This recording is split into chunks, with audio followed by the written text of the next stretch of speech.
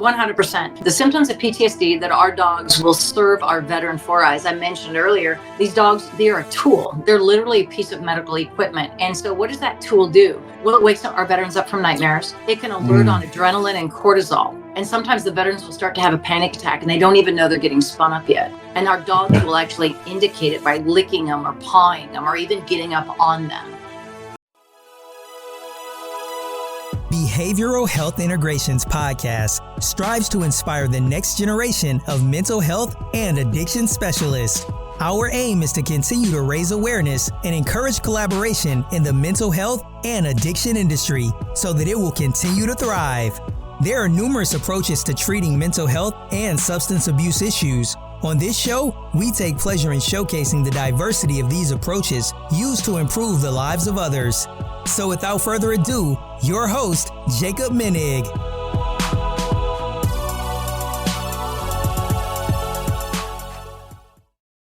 What is up, everyone? This is Jacob Menig, host of Behavioral Health Integration Podcast. I'm super excited for the show today. I know we're all going to have a great time.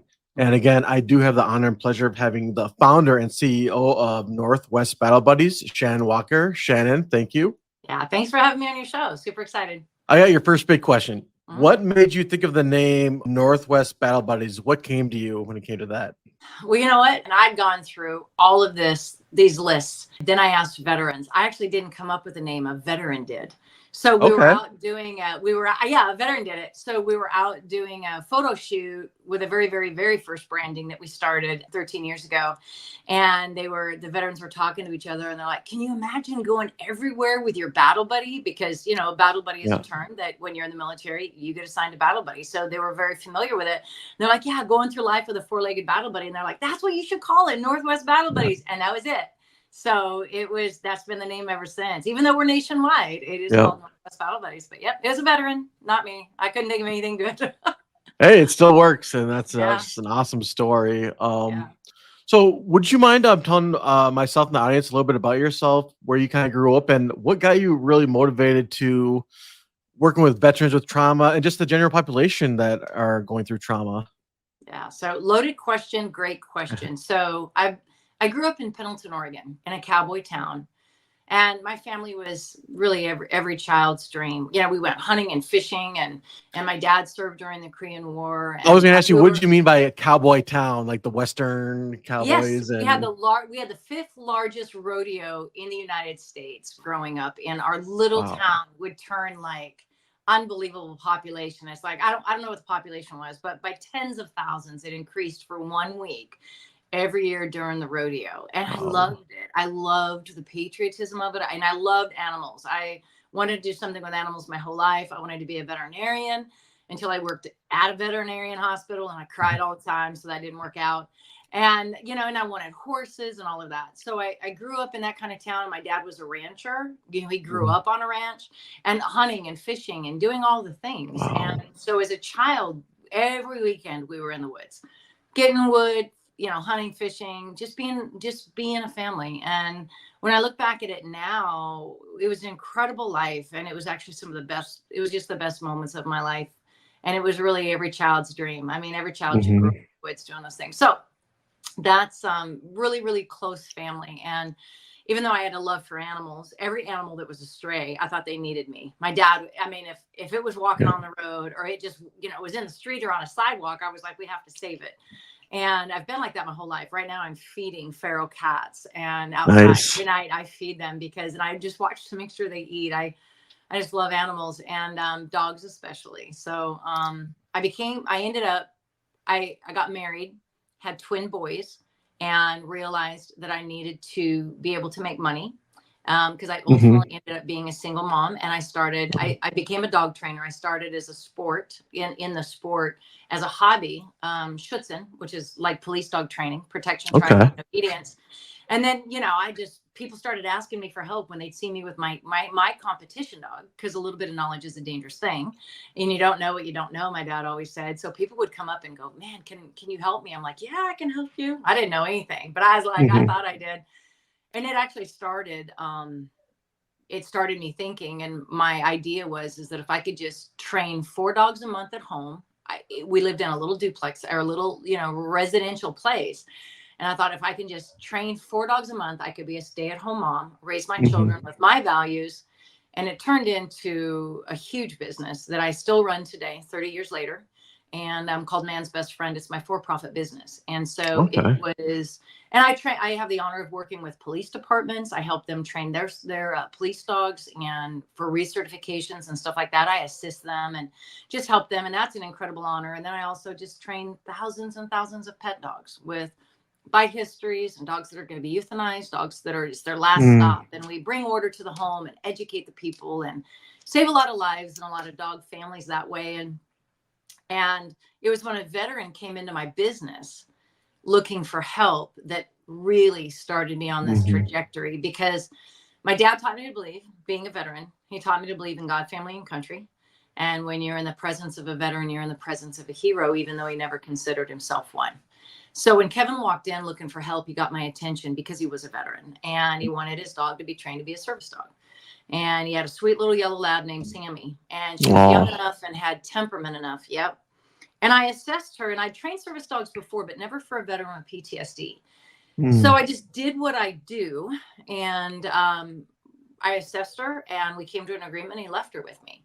Well, in order to train a service dog correctly, it takes many months because there's a lot for them to learn. And when it came time for Kevin to come in for his portion of the training, that's where things started to really change for me. I learned about the suicide rate among our American heroes. And my dad always taught me that freedom wasn't free, even though I had no idea what that meant. And I still don't, but I have a better idea. And Kevin was talking about the last firefight he was in. He was a front gunner in the Army. And the last firefight he was in, 8 of the men out of his unit after coming home, or not 8, 6 of them after coming home had committed suicide on American soil. And I just couldn't believe it. And Kevin had been self-medicating for years, and he was clean at this point. I just couldn't believe that the price he was still paying for my freedom. I couldn't believe that even though he wasn't putting the uniform on anymore, he was still paying a price. And it was a gift to me. So, and then when I started working with Kevin in public, I saw him find courage inside himself to lead her places he was afraid to go alone. And I saw him do for her what he was unwilling to do for himself. And when Kevin finished his training and he was walking through the parking lot, leaving, his head was up and his shoulders were back, and Sammy was at his side. And I was watching him walk away. And I said, I've accomplished a lot of things in the dog world. But when I watched him walk away, I significantly felt like I'd made the difference in the quality of somebody's life. And then if you just fast forward a small amount of time, a Vietnam veteran arrived on a bus in front of my for-profit business, and he was looking for dogs. He saw Kevin. He knew Kevin before he had Sammy as a service dog and after he had Sammy as a service dog. And he was looking for a dog. And his name was Randy. And I didn't have a dog to give him. And then I thought, in my simple-minded thinking, I thought, if I can just adopt dogs out of shelters, I can train them, I can gift them, and say thank you for my freedom. And I went right out to Clackamas County Dog Services. They checked out my for-profit business, which I had incredible reputation. And I walked away with 5 dogs for free. And I got started. Actually, Randy got a dog out of those first 5. He got a beautiful blue pit bull named Leia. Oh, I love it. And she served him for 10 years. Yeah. So I'm thinking, you seem like you're just very good with the veterans in general. And I kind of cut you off before, but we were talking about your father and everything that he was going through. You said he was in the Korean War, right? Yeah, he served during the Korean War time. Yeah, he did. Okay. Yeah. I guess when he came back, did you notice a difference? Again, I don't know how old you were or whatever, but like, was that your first experience, like interacting with someone going through trauma? Yeah, so that's a great question. So my dad went in at 17. He went into the Air Force. So he'd been out for many years. But when and my dad didn't talk about his service. He talked about our freedom and he talked about veterans, but he didn't talk about his service. Even though when 9/11 happened, he was definitely much up in years and he wanted to put his uniform on and go fight. But I mean, my dad, it wasn't so much as it was spoken as it was modeled. His love for this country, his patriotism. He couldn't put his hand over the heart for the national anthem without either a tear in his eye or his Yeah. skin quivering, because he loved America, and he loved our freedom, and he just had so much reverence for veterans. So, he modeled, it was not a discussion that we had a lot, but we had a lot of conversation about freedom. Okay. And it was my love for freedom that segued easily. And it wasn't until his later years. And one of my favorite pictures, in fact, it's on our website. And my dad is sitting there, and he's wearing his hat, and it has his years of service on the side. And he has these tears in his eyes, because it was a Christmas morning, it was actually our last Christmas together. And he'd opened up the gift, and he put that hat on, and he was just so proud, and his eyes were full of tears. And I snapped that picture with my phone right there. And it's one of my favorite pictures, but he was so proud. He was so proud. And he raised me that way. So, people always, they're like, you started Northwest Battle Buddies because of your dad. It's like, I didn't start it because of my dad, but I did start it because of the way he raised me and my belief system. So if you look at it, it is his legacy all day long about serving people and giving back and honoring our American heroes, and doing something, putting your money where your mouth is, and because freedom isn't free. And we owe everything to our veterans, because everything in life starts with freedom. And where would we be without the men and women who provided it? So, I think it's every American's responsibility. No, beautifully said. Just amazing stuff. And what's important to think about too. So initially you started with just the general population, and then obviously you got into like veterans when you first started this service, right? Yeah. So I've been a professional trainer for 30 years, but I founded Northwest Battle Buddies like 13 years ago. Okay. Can I just say, I love that idea. I'm such a dog lover. Like I love to support the military, but dogs have a special place in my heart, and it just breaks my heart when on social media, they take pictures of these dogs that are about to get put down in shelters, and it just breaks my heart. So that's why I love this concept so much, where you take those dogs and you bring them to a safe place, train them to, again, provide a service for the general population, especially veterans going through difficult times. Absolutely. So definitely in the beginning, all of our dogs came out of shelters, and we used to just tell people, it's like, we're saving a life to save a life. Yes. And so now I will tell you, we do still take dogs out of shelters, but now people know about us enough that and I'm not going to say I'm unhappy that I don't have to do this anymore, but I don't have to walk down the aisleway of dogs in a shelter, because I used to walk through and I just cried. I wear my heart on my sleeve. Yeah. Are concerned. I don't wear my heart on my sleeve where a lot of things are concerned, but where animals and veterans are concerned, definitely I do. My father, definitely I do. My children, definitely I do. Which both of my boys, by the way, did serve in the military as well, Army and Marines.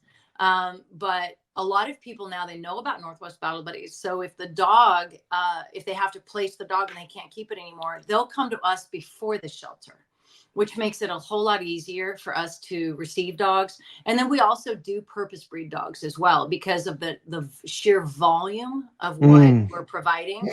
And we also need hypoallergenic dogs. And so those dogs we have some breeders that will donate dogs to us as well, for dog people or families who are allergic. And so we do work heavily with English labs, English cream golden retrievers, still some dogs that are needing homes that are mixed breeds. And then we also have the Australian Labradoodle, and those are just cute little dogs that are great for hypoallergenic need. Yeah. So. Yeah. Can you get into a little bit about what the training is actually like for the dogs? It's considered a service dog, but is your training a little bit different when it comes to that? It depends on what you mean by different. So I'd say no, it is a service dog. Ultimately it is defined as a piece of medical equipment, and the dog is trained to task for the symptoms of a disability. And so in all of that, so our dogs are trained for 5 months here on site. And so we train them for 5 months. And in the first 2 months, it's straight up obedience. It is, and we're getting to know the dogs and their temperament and learning, because we serve a lot of different veterans from a lot of different walks of life, and they have their own physical ability and energy level. And we have to have dogs that match each one of these people to the T. You know, what one dog would work with one veteran absolutely wouldn't work with another veteran. And so I have an amazing team that we are so spot on when we pair our dogs. But the first 2 months is just teaching straight obedience, on Okay. leash, off leash, walking on leash, laying down and staying, very strict, very formal. Because when you go into public, these dogs need to be they need to not interfere with the public. They need to be not noticed. They're so well behaved. They're following their handler, and they're not affected by the energy or the activity around them. So after those first 2 months, then we start going into public, and then we go into the malls and the grocery stores. We go through airport security. We work closely with TSA. We've actually just worked it out to where I think we're going to be able to get our dogs on planes. Wow. So we can teach that as well, and then also take our veterans on planes so we can teach them how to do all that. So we do everything we can to make sure that our veterans are exposed to as public transportation, restaurants, everything. So they learn how to navigate life with this service dog. But it starts with obedience. But then we teach them how to handle the public and what that looks like. And we teach our veterans. And so our dogs are trained for 5 months. And then our veterans come from across the nation and they train with us for 5 weeks, 5 days a week. And we start to teach obedience, and they pass all of that obedience testing. And then we go out and we practice, and they learn public access, and they pass the public access test. And we take them through TSA and the grocery store and the malls and all that kind of stuff. Plus our veterans pass, it's a pet tech course. So they learn first aid and dog CPR. So that way they can be their battle buddies, first responder. God forbid they ever need it, but we want to make sure. So we do all kinds of stuff like that. And equip them in every 5-week program. We continue to enhance it with everything we learn. It just gets longer and longer and more, but we want to continue to perfect what we're doing to set our veterans up with excellence. And we've gifted 257 service dogs to our veterans, and we have not lost one veteran to suicide. Now think about that. The suicide rate is 22 veterans a day, and we have not lost one, because this is working for the veterans that we've paired dogs with. And so when you look at the veteran themselves, and then you look at the children and the families and the community, it's just an incredible, it's a huge lift.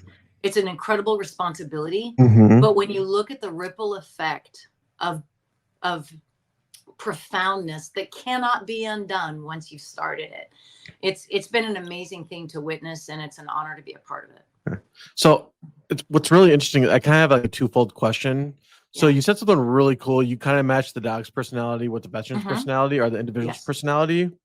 I'm just thinking as a therapist, like symptoms of PTSD.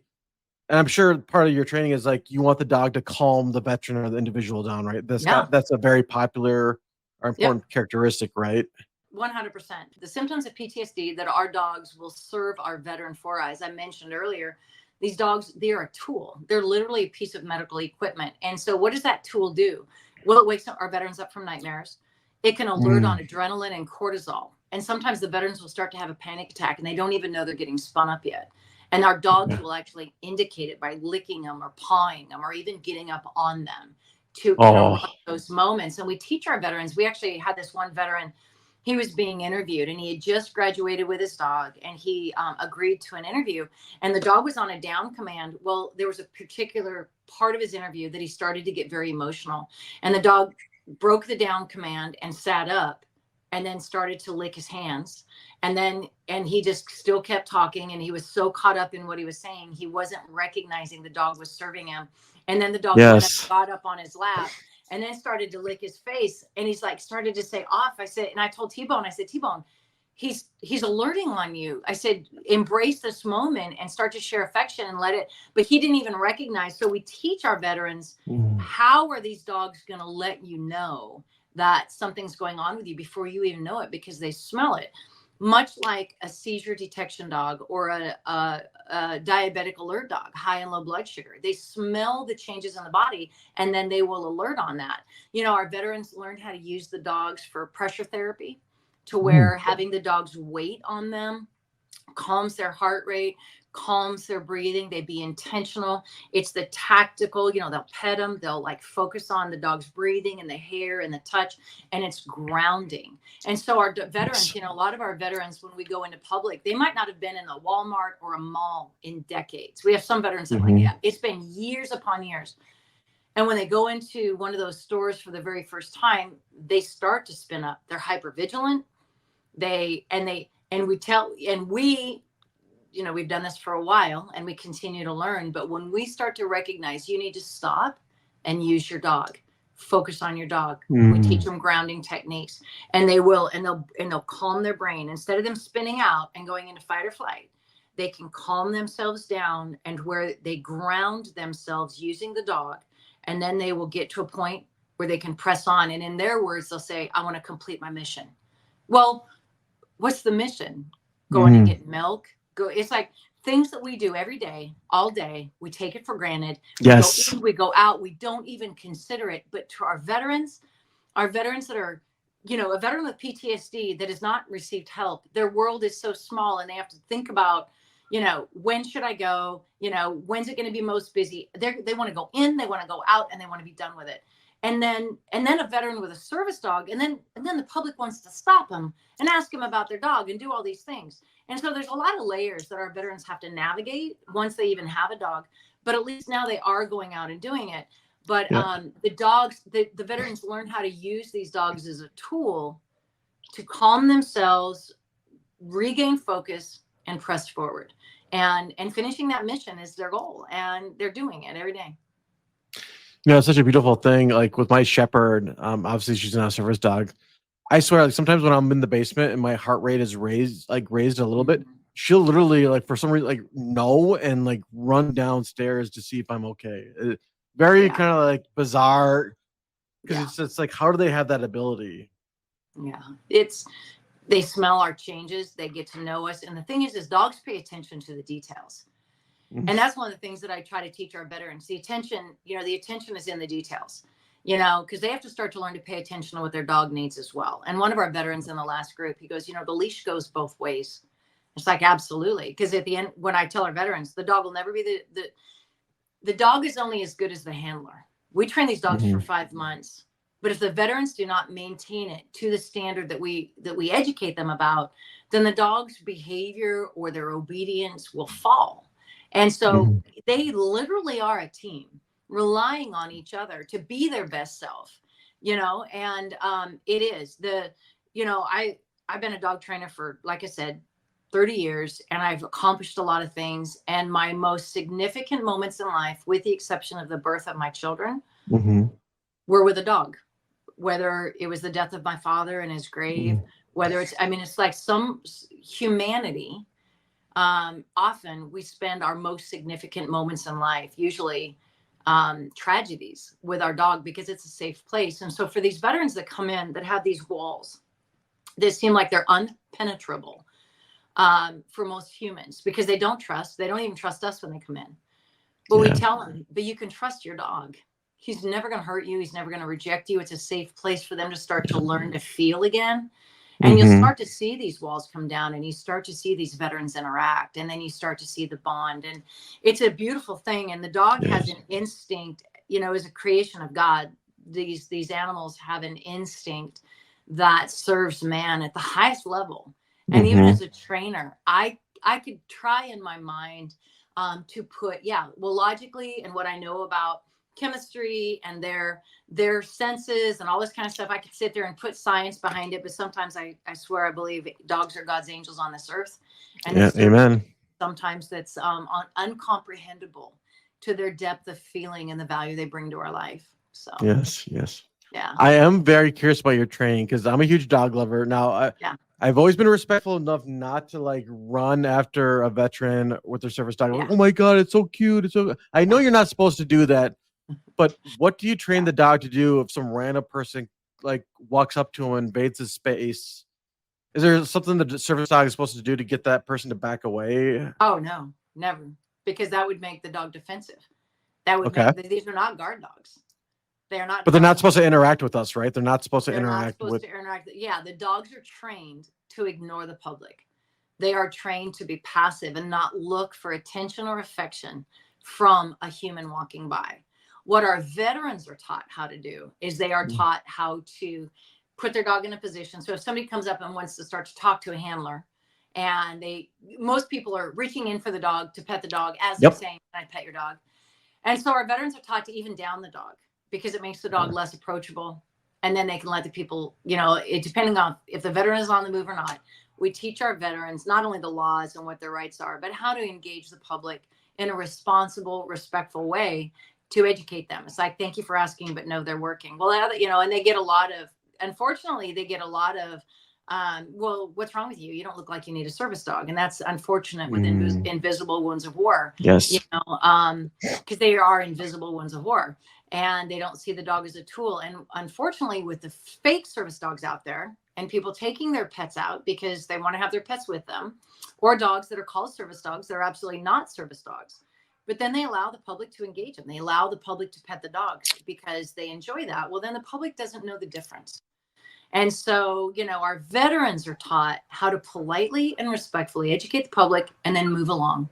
Because no veteran also let our veterans know you're not required to stand there and answer every question. In fact, you don't have to answer any. The only question you do have to answer is if it's the manager of a store. Is this a service dog? Yes, sir, it is. What does he do for you? And then you can say he's either your mobility dog, he tasks, he alerts on my adrenaline, whatever it is, but they don't have to say what their disability is, and so we teach them that, and then they can politely move on and get about their day. The biggest difference between a service dog and a regular dog, do service dogs always have to have those vests that say service dog? Is that a requirement? By the ADA, it is not a requirement because typically the ADA is lined up to where the disabled don't have to announce that they're disabled, right? So they don't have to put a vest on. They don't have to have a leash or a collar or anything like that. But we tell our veterans to do so. Because we want the public to know this is a service dog, do not pet, and then we also provide ID cards and things like that, which are not required by the ADA. But I want the public to know, and I want I tell our veterans, you want the public and the store people to know that this is a service dog and do not pet, and it is a working dog. And so and there are, you could get into any kind of debate with even service dog organizations or sometimes the disabled that have hard lines against such things. But I find that the veterans that we've served have better outcomes when the dog is labeled as a service dog. They handle the dogs with professionalism. The dogs obviously are trained. And so therefore they aren't questioned, because that's the whole point. We don't want our veterans denied access because they don't believe it's a service dog, because the veteran doesn't look like anything's wrong with them, and that's just the ignorance of the public. But unfortunately, our veterans will always face and be denied access, even though their dog is absolutely well trained. Their dog is acting as it needs to be acting, and the veteran is acting as they need to be acting, but they're still going to be denied because of the ignorance of the public. And so when they are denied, we let them know, pick your battle.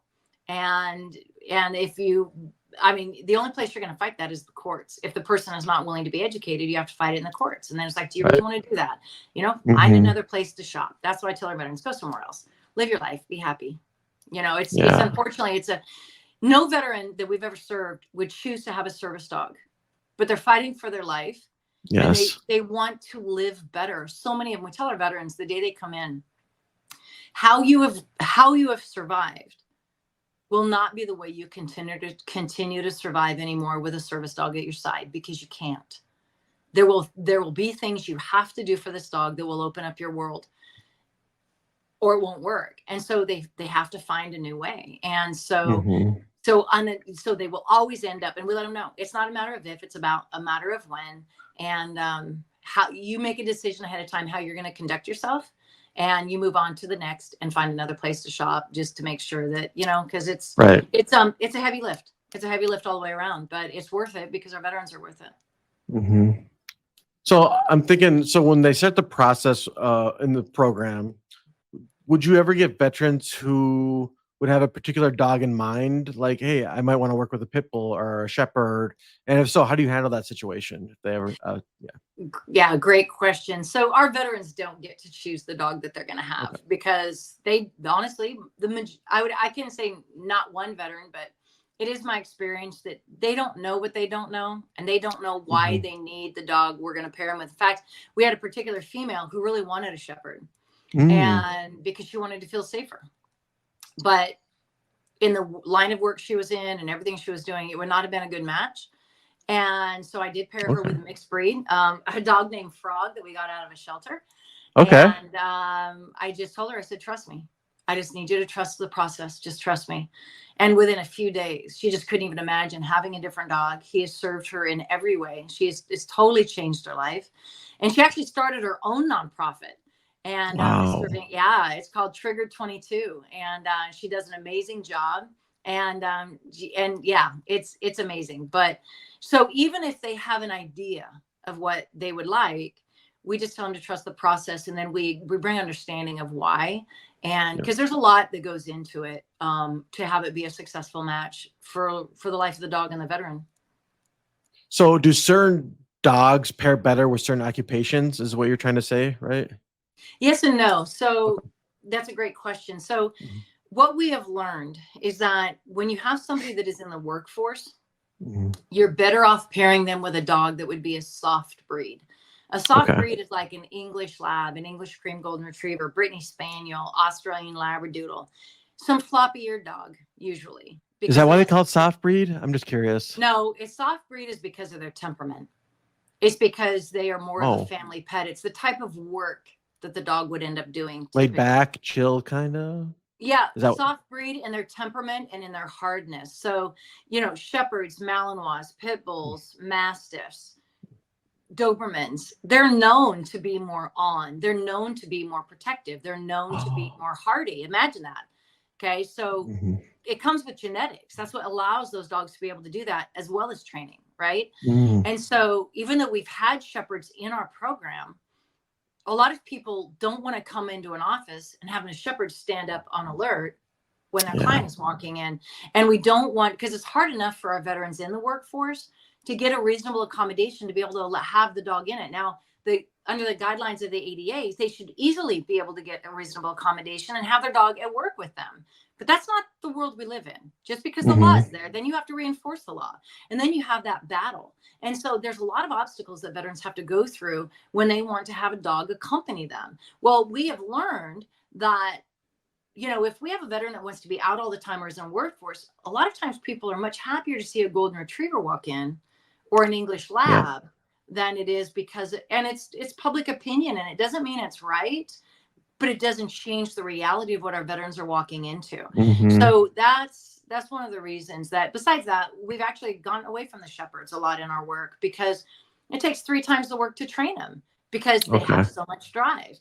And so even the pit bulls, even with Randy, who we paired a beautiful blue pit bull named Leia, that we named her. Randy's the Vietnam veteran that showed up at my place on a bus. But he wasn't in the work environment, and she served him beautifully throughout her life.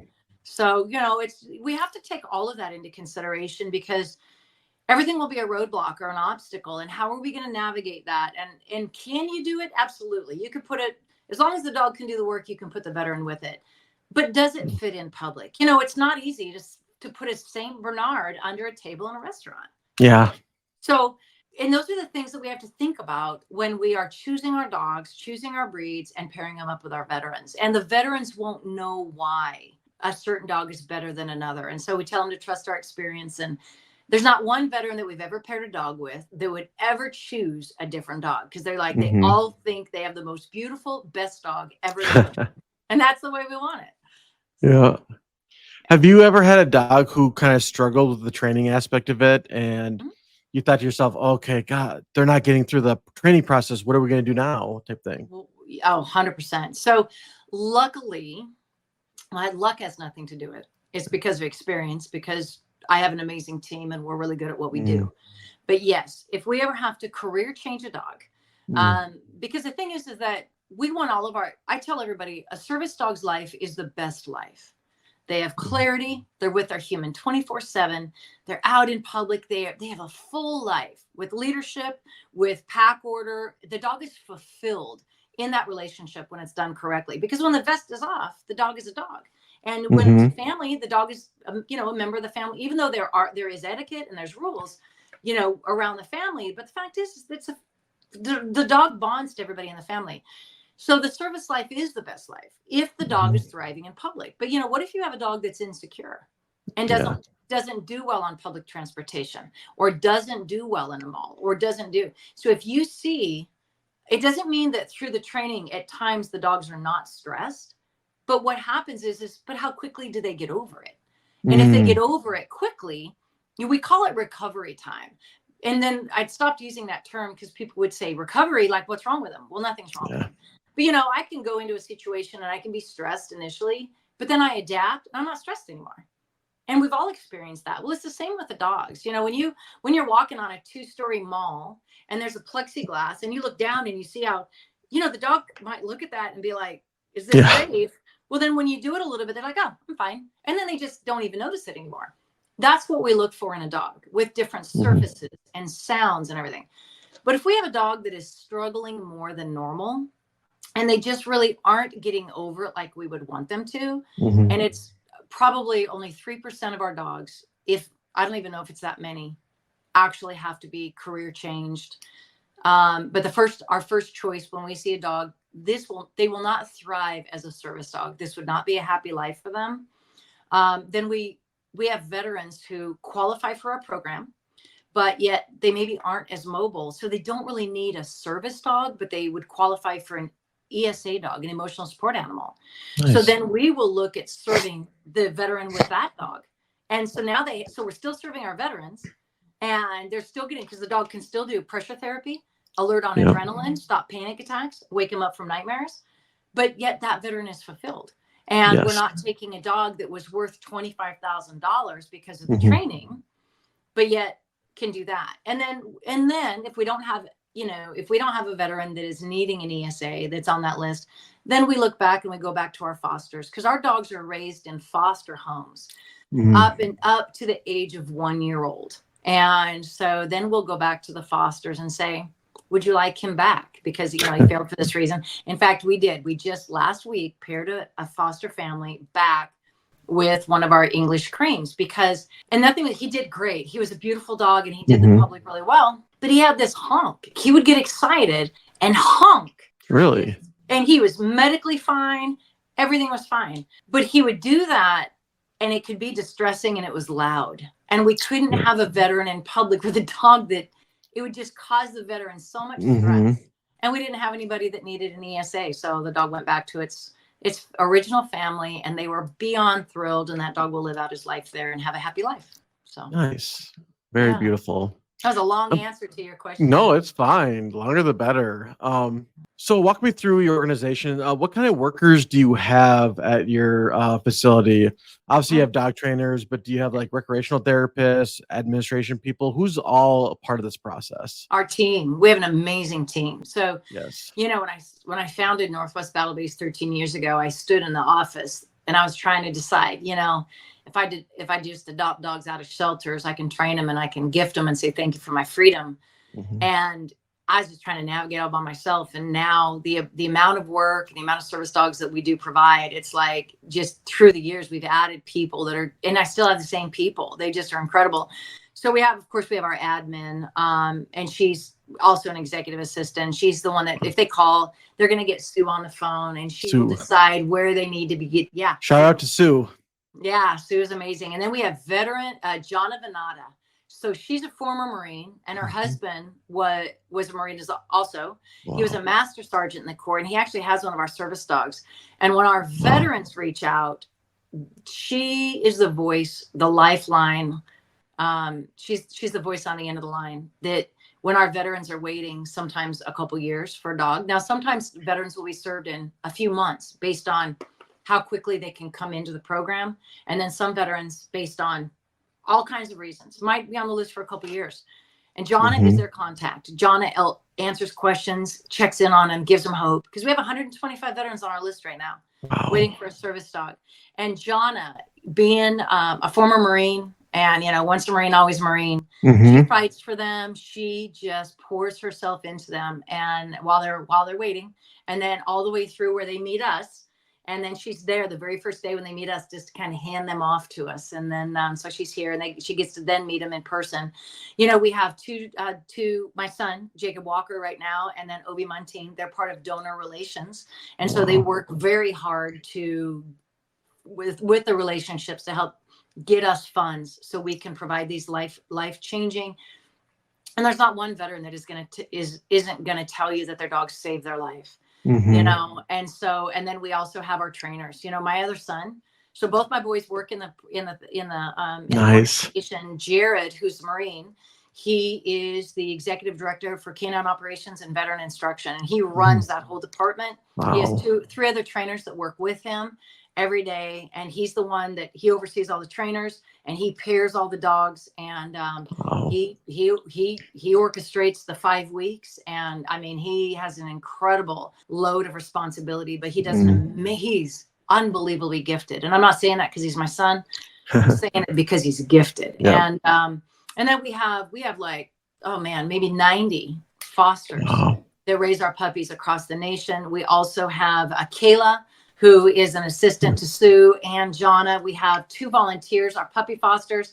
And then we have one of the gal, Barb, who is a full-time job. And Dorothy and Barb insist on volunteering all their time. And Barb watches out for all of our dogs' medical needs, all of their vaccines, spays, neuters. I mean, everything that our dogs could possibly need while they literally are ours. She oversees all of that. So we have a huge responsibility of a very small team. So everybody works incredibly hard.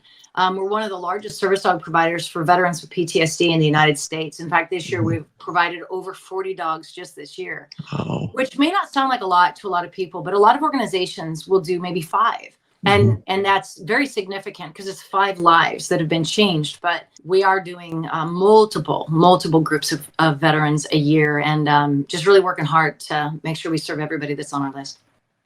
That's a beautiful stuff. And I'm curious, it's a very powerful question about what I'm about to ask, but when you were obviously doing your work, was there a particular moment that just really melted your heart? And again, not breaking hip or anything, but like, could you tell us a little bit about that moment or the event that really made you feel like this is amazing? Yeah, there's multiple moments. That's every day, so it makes me emotional just thinking about it, because our veterans literally are fighting for their life. Yeah. And so often we're surrounded by greatness. When our veterans come in here to work, or they come back and they recertify, when they come back in for the 5 weeks of training, or they come back to recertify or whatever, and we see their growth and we see their perseverance. It's all about perseverance. It's all about resilience. And so I am a Christian. I'm going to answer your question, but I'm a Christian. Oh yeah. When my dad died, this just about broke me. He just provided me so much security and strength on this earth. And he was like, if I ever need anything, I could always ask him. And no matter whatever answer he gave me, it brought me peace. And I just didn't, and I love my mom, and my mom lives with me now, and she's an incredible woman, but it's just different. And so I was in a Christian bookstore, and I looked up on the wall, and I saw these horses were running on the beach. And I just founded Northwest Battle Buddies. It was maybe 4 months old before my dad died. And so we had started serving veterans. We had our logos and things like that. And underneath the Christmas tree actually was the pictures of everything, because I was going to reveal it to my father on Christmas morning. Wow. He passed away on December 20th. And so he didn't get to see it. But I just believe he sees it now. But I looked up, I was in a Christian bookstore after he passed away, and I saw this, Hebrews 12:1, let us run with perseverance the race marked out for us. And I felt like that was my new favorite scripture of the Bible, because I felt like it really was about persevering. And it is the scripture for Northwest Battle Buddies. So when I get to work with our veterans and we watch them fight for their life, literally. We've had veterans throw up in our parking lot due to stress because they're coming in for their very first interview on day 1 to meet their dog. They're throwing up in their car. They're crying. They don't want to ask for help. They're shaking. They can't hardly even look us in the face. And then they go do everything we ask them to do everything they don't want to do. They'll do it just for the hope of what this service dog is going to mean for their life. And then at the end of 5 weeks, the same group of people who were throwing up in the parking lot, I've watched men on morphine, painkiller, fighting to walk their dog in the parking lot. And I'm like, please sit down. Just no, I'm not going to be denied. And they push through. Yeah. And then while they're here, their buddies are committing suicide. While they're here, anniversary dates are happening, but they're pushing through. Yes. And I tell our veterans, if your why is not greater than your struggle, you will fail. So we talk to them, what is your why? What do you want to get out of having a service dog at your side? We've had men say, I just want to dance with my daughter. I just want to be a father in the park and not have to have my service person there with me so I feel safe. Yeah. You know, I want to support my family and get a job. I want to be present with my children and not hear about the school project. And I want to be there, you know? I mean, it's like it goes on. And then when we're in the mall and we're walking with them, and they're hyper vigilant and they're looking up and they're watching the second story and they're just watching their back. And you can say, I'm like, watch your dog. Where's your dog? Do you feel your dog? Feel the leash. And we start to teach them how to use a tool. But I will tell you, so if I was going to give you a memory, I mean, there's a million of them. But I woke up one morning to a text and it said, Talon saved my life last night. And he said, I'll paraphrase it, but he said, my broken brain in the middle of the night had decided to end it all. And I was sitting on the floor and I was crying uncontrollably. And he was going to end his life with a box cutter that was within reach. And he said, Talon was relentless and would not leave me alone and would not quit licking my tears and would not stop pawing me. And when I snapped out of it and I realized what he was doing, he says, instead of reaching for a box cutter, I reached for a camera and he snapped a picture of his dog. And he said, because of Talon, I can enjoy another sunrise. And the fact is our dogs are there in the midnight hour when nobody is, and they are saving our veterans' lives. And I've been a professional dog trainer for 30 years. I've seen a lot in the dog world, good and bad. And I've seen a lot of expressions on a lot of dogs' faces. But when I see that picture of Talon's face that he took, I have never seen an expression on a dog's face like that. And that is what me and my team get to do. And I'm not going to say it's easy. I'm not going to say there's not the backside to the blessing. I'm not saying there's not struggle along the way for our veterans after they've received their dogs. But I am saying our fight is worth it because they're worth it, because no matter what we do, it will never compare what they've done for us, because they signed on the dotted line and said they will do whatever they are asked to do for people they have never met. And it's because of them. We wake up every day under a blanket of safety and freedom because of them. And it is we, the people. The government, yes, the government needs to do more. The government needs to value these dogs, value the tool as the medical equipment it is. Well, I think our society needs to treat veterans better. They do. But we, the people, we aren't in control of the government, but we are in control of what we do. We're in control of where we put our money, where we put our gifts and talents, and and if we can't personally do it, then to find an organization that is trusted and transparent and help them serve. You know, somebody may not be able to train a dog like me, but they may have funds that they could give. They might be able to foster a puppy. They could join Operation Never Quit, which is our monthly giving program. And that's what Northwest Battle Beliefs. We have a monthly giving program called Operation Never Quit. And we're asking for whatever people want to donate, but $22 a day. And the reason that's significant is we need across the nation for people to partner with us, because as a nonprofit, we need to know next year what our budget's going to be. Not be going month to month sometimes because the economy did this or the economy did that. Everybody can afford $22 a month. And if we, the people, stood in the gap for our veterans in a way like that, then there would be no veterans on our waiting list. You know? Amen. So we need help. That, again, was such an amazing, powerful, great. I mean, it was just, I'm getting emotional just thinking about everything you said and how true it is and how we need to support our veterans more. And thank you so much. That was so powerful, and I loved every moment of it. As we wind down, I use this segment as to talk about goals. And I know you got a lot going on, but what do you see for yourself? Like, let's just say in the next 5 years or so, what do you see your goals being? Do you want to add more services to your organization, or what would that look like to you? So ultimately, we always want to serve our veterans at the highest level. And one of the things that Northwest Battle Buddies needs is we need land, and we need a facility that will house our veterans when they come stay for 5 weeks. My dream is when they come here, right now our veterans stay in RV parks, they stay in hotels, they stay with family. We've had veterans come in their horse trailers that have living quarters, and they will stay because we cannot afford to put them up. Now, Northwest Battle Buddies, we do our best to find resources like Simplify America Fund is amazing. For the Fallen is amazing. I mean, these are organizations that will pay for our veterans stay in a hotel. So we try to, even if we can't pay for it, we find resources to help, our veterans with that burden. To stay somewhere away from home for 5 weeks is a lot. But what we want is I want a safe place for our veterans to come together.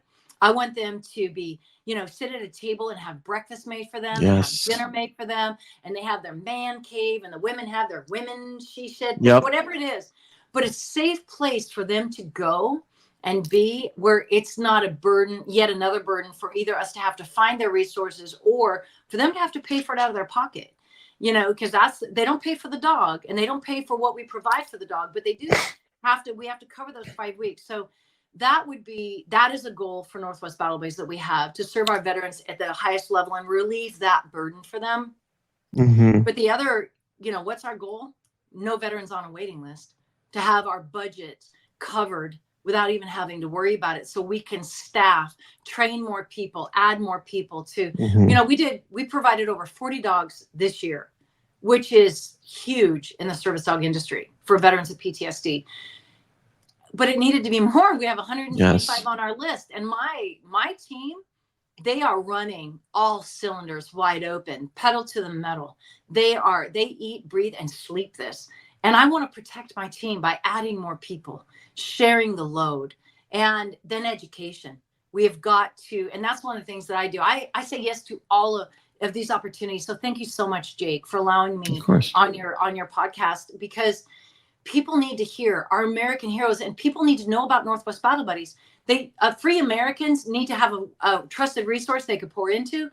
Veterans need to hear that there's hope out there on the end of a leash, and that we have 257 veterans that will tell you, brother, sister, reach out. There's hope. Don't quit. There's an epidemic of over 8,000 veterans that are ending their lives. It is a silent epidemic because they are dying behind closed doors because they're isolated, taking their lives quietly. But tomorrow, 22 families will be planning funerals. That's the reality of it.